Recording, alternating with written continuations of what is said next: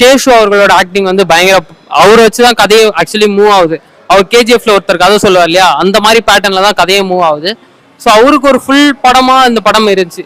திட்டத்தட்ட சந்தான படங்கள் அவர் வந்திருந்தாலுமே ஃபுல் படம் அவர் இருந்திருக்க மாட்டார். இதுல சீன் பை சீன் அவருக்கு தான் அதிக, யோகி பாபா அவர்களோட இவருக்கு தான் அதிக சீன். திட்டத்தட்ட அவரு ஹீரோன்னு வச்சு ப்ரமோட் பண்ணிருக்கலாம், பயங்கரமா இருந்திருக்கும். படமா பார்க்கும்போது இன்னும் கொஞ்சம் ஒர்க் அவுட் ஆயிருக்கலாமான்னு தோணுச்சு ப்ரோ, லைட்டா. ஏன்னா அது வந்து ஒரு காமெடி படம்னா நம்ம என்ன எதிர்பார்ப்போம், ஒரு நல்ல கதையில காமெடி இருக்கணும் அப்படின்னு எதிர்பார்ப்போம். பட் இதுல காமெடியில ஒரு நல்ல கதையை நம்ம தேட வேண்டியதா இருந்துச்சு. அந்த மாதிரியான ஒரு படமா இருந்ததுனால கொஞ்சம். படத்தோட பாசிட்டிவ்னா கிளாமர் சீன்ஸ் தான் ப்ரோ.